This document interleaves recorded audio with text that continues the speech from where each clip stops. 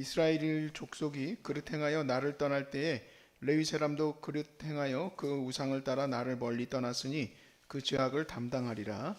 그러나 그들이 내 성소에서 수정들어 성전 문을 맡을 것이며 성전에서 수정들어 백성의 번제의 희생물과 다른 희생물을 잡아 백성 앞에 서서 수정들게 되리라. 그들이 전에 백성을 위하여 그 우상 앞에서 수종들어 이스라엘 족속이 죄악에 걸려 넘어지게 하였으므로 내가 내 손을 들어 쳐서 그들이 그 죄악을 담당하였느니라. 주 여호와의 말씀이니라.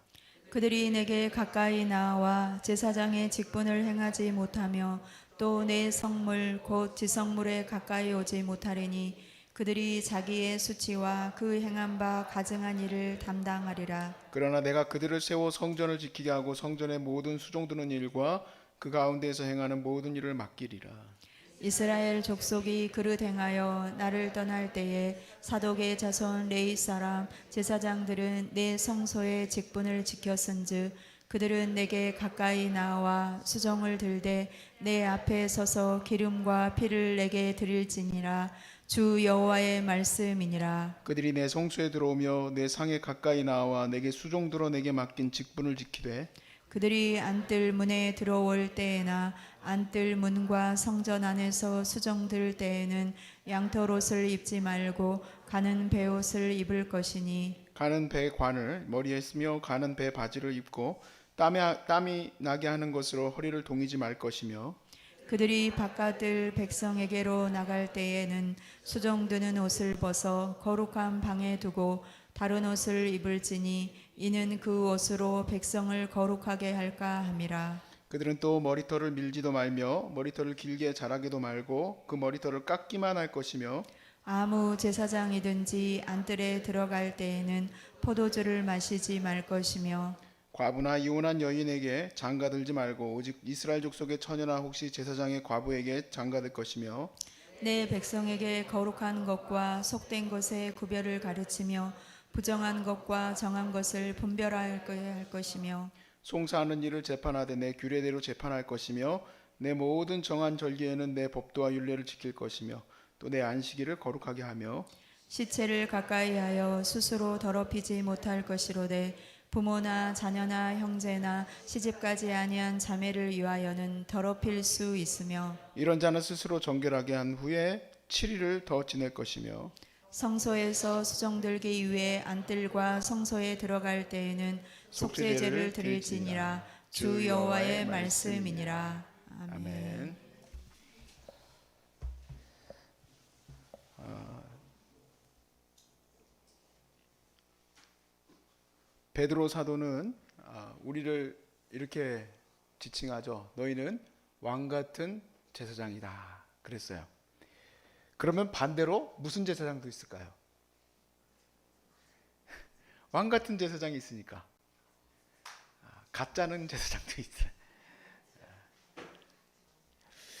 오늘 본문에서는 우리가 이 소위 말해서 제사장직을 빼앗기는 제사장을 보면서 우리는 이제 왕 같은 제사장이라고 했으니까 그 제사장에 대한 직분에 대해서 우리가 생각을 하고 하나님의 사명을 감당하는 데 있어서 우리가 헛되이 주님의 사명을 감당하지 않도록 힘을 다할 수 있기를 주의 이름으로 축복합니다. 아무튼 형편없는 그리스도인이 되지 말자는 얘기예요. 형편없는 그리스도인. 10절에 보니까 이스라엘 족속이 그릇 행하여 나를 떠날 때 레위 사람들도 그릇 행하였다 그랬습니다. 그 우상을 따라 나를 멀리 떠났으니 그 죄악을 담당하게 하겠다. 제사장의 역할은 이스라엘 백성이 죄를 지었을 때 그들을 바른 길로 인도할 뿐만 아니라 와서 속죄제를 드려서 하나님 앞에 다시 돌아올 수 있게 하는 화목하게 하는 일을 감당하는 게 제사장의 역할이에요. 근데 그 일을 해야 될 제사장이 같이 우상 숭배하고 있으니 이를 어쩌면 좋겠습니까?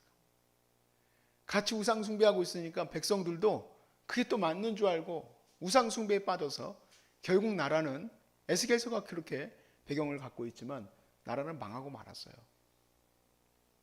하나님이 그들을 다시 회복시키셔야 하기 때문에 멸망할 수밖에 없었습니다.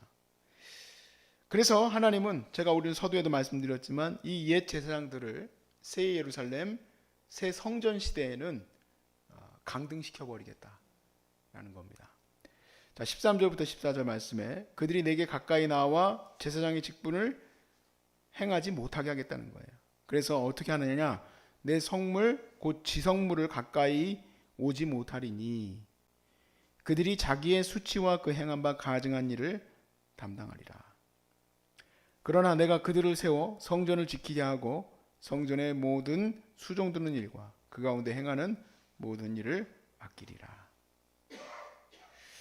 그래도 맡기시긴 맡기셔요. 허드렛 일을 맡기시겠다 이 얘기예요. 제사장으로서의 정말 보람차고 기쁜 일은 죄진 어려운 백성들, 이 연약한 백성들을 하나님께, 하나님의 백성, 즉 거룩하신 하나님 앞에 나오려면 죄가 있어서는 나올 수가 없잖아요. 그러니까 하나님께 다시 화목하게 하는 은혜를 세워놓는 이 일이 얼마나 귀한 일입니까?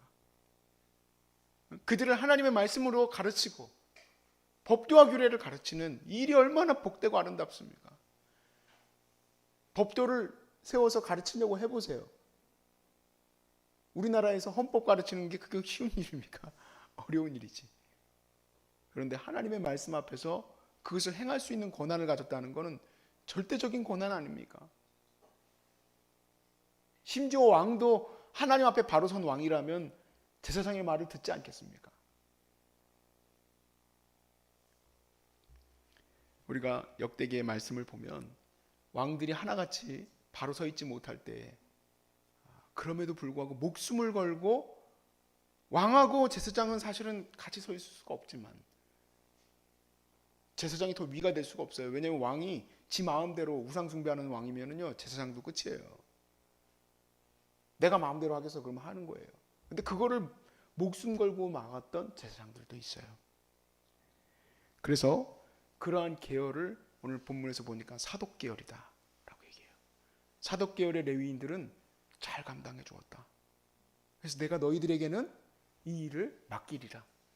이 제사장의 본업의 일을, 가장 가치 있는 이 일을 너희에게 맡기리라. 너희들이 잘해줬기 때문에. 그래서 15절 말씀에 이스라엘 족속이 그릇 행하여 나를 떠날 때에 사독의 자손 레위 사람 제사장들은 내 성소의 직분을 지켰은즉 그들은 내게 가까이 나와 수종을 들 때 내 앞에 서서 기름과 피를 내게 돌리게 될 것이다.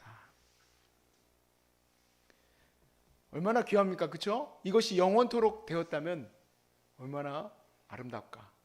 그런데 이 중간기 이후 에스겔에서 이제 70년 포로 생활을 갔다가 다시 돌아오게 됐을 때 수르바벨 성전이 세워지고 그 수르바벨 성전이 정말 하나님이 세우신 성전같이 그렇게 되었다면 얼마나 좋을까. 그런데 그렇게 되지를 못했어요. 우리가 예수님의 시대에 보면은 바리새인들이 나오죠.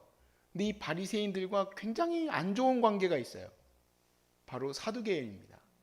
이 사두개인은 스스로 자칭하기를 사독 계열의 혈통을 가진 자들이다 라고 얘기하는 거예요. 소위 말해서 이스라엘의 1%입니다. 상위 1%. 근데 사실 사두개인들이 진짜로 100% 사독 계열의 그 혈통을 갖고 있느냐? 그렇지는 못합니다.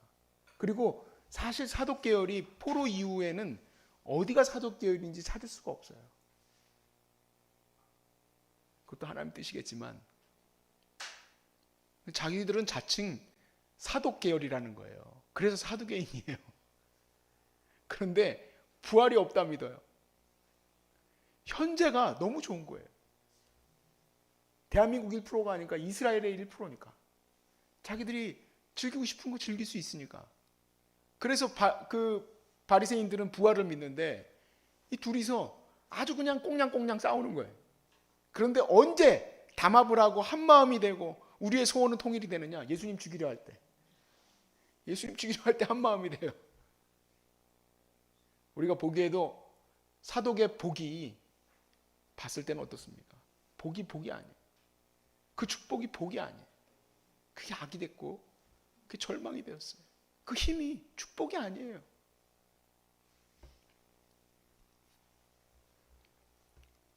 결국에 그들은 어떻게 됐습니까?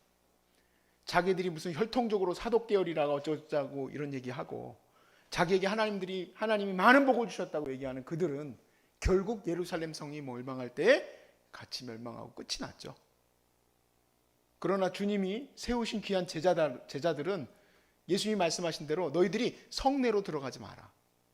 그날이 올 때에는 너희들이 산으로 도망하고 성 밖에 있는 자들은 절대 성내로 들어가지 마라는 말씀대로 나옴으로써 AD 70년에 그들이 멸망당하지 않았을 겁니다.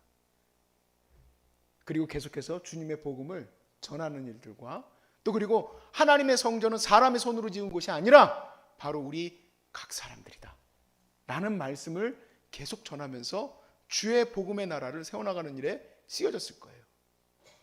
제사장이 없어졌는가? 그렇지 않습니다. 사실은 선지자들이 하는 말씀이 뭐냐? 하나님은 이 새로운 시대에는 이방인들을 제사장으로 삼고 이방인들을 레위 지파로 삼으리라 하신 거예요. 그래서 그들을 통하여서 하나님의 영광의 나라를 세워나리라 말씀하신 대로 주의 제자들은 바로 자기 자신이 제사장임을 깨달아 알았어요. 그래서 사도 바울은 스스로를 이렇게 부릅니다. 나는 이방의 사도다. 즉 이방 사람들이 하나님께 돌아오게 되는 데 있어서 이 속죄의 은혜, 이 죄악을 하나님께서 사하시고 그들이 하나님과 화목하게 하는 은혜인 예수의 보혈의 은혜를 전하는 그런 사역자로서 사도 바울은 이렇게 고백해요. 내가 그들의 영혼을 구원하기 위해서는 나 자신을 관제와 같이 드리리라. 내 자신이 제물이 되어도 된다는 얘기예요. 그래서 그들의 영혼이 돌아오는 일에 쓰임받게 하는 어떤 제사장이에요? 별 볼 일 없는 제사장이 아니라 왕같은 제사장. 왕같은 제사장. 여러분 왕같은 제사장이세요? 왜 아멘도 안 나와요? 왕같은 제사장이에요. 그런데 같이 우상 숭배하고 있고 같이 하나님 나라에 대한 은혜를 생각하지 못하는 자들이 얼마나 많습니까? 하나님께 쓰여진 귀한 제사장들처럼 오늘날 우리도 그렇게 쓰임받을 수 있길 바라요. 이 정도로 고생했으면 이젠 그럴 때도 됐죠? 제발 세상에 마음을 두지 마십시오. 우리는 이제 어디에 마음을 둬야 될까요? 하나님의 마음이 머문 영혼의 마음을 둬야죠. 내 아버지가 마음을 둔 곳에 가야죠. 네? 저는 가끔 우리 어린 아들들을 보면서 이 아이들이 내가 마음을 품은 이 사명에 마음을 둘까? 우리 어머니는 가끔 좋기도 하겠다. 왜냐하면 나는 어머니가 마음을 둔 영혼의 마음을 같이 두고 있으니까. 물론 돌아가서 왔지만 물론 내 인생도 굉장히 힘든 그런 시간들을 겪어서 이렇게 돌아오기는 됐지만 같이 가고 있으니까 어머니 좋겠지. 내 아들도 그렇게 될 수 있을까? 그렇게 하면 좋을까요? 안 좋을까요? 좋죠. 근데 제일 좋으신 분이 누가? 우리 아버지예요. 우리 하나님 아버지가 하나님 아버지의 마음이 머문 그곳에 여러분의 마음도 있기를 바라는데 여러분은 그냥 세상에 좋은 것만 좋아하고 있으면 어떡해요? 야! 그거 내가 다 불태워서 없앨 건데 왜 거기 마음을 두고 있느냐? 영원한 것에 내 마음을 두면 안 되니? 좀 영원한 것에. 나는 온 우주의 창조자잖니. 온 우주의 창조자인 나는 이 은하가 1년 돌아가는 데 있어서 너희의 생명 100년 해봐야 4초에 불과한 거다. 이 모든 걸 너와 함께 누리고 싶은데 너는 왜 1초도 안 되는 그 삶을 그렇게 허망하게 쓰고 있니? 마음이 아프시겠죠. 더 이상은 우리를 강등시킬 데도 없어요. 우리 인생이 강등되어질 곳도 없어요. 이 주신 사명, 정말 제사장으로서의 이 사명이 여러분 맨날 찬양만 왕같은 제사장이요 그러지 마시고 진짜 존귀한 제사장답게 내 인생 드려질 수 있기를 주의 이름으로 축복합니다. 나도 마찬가지로 정말 존귀한 제사장으로 쓰여질 수 있기를 내 자신에게도 축복합니다. 여러분 그렇게 쓰임 받으십시다. 할렐루야. 아멘.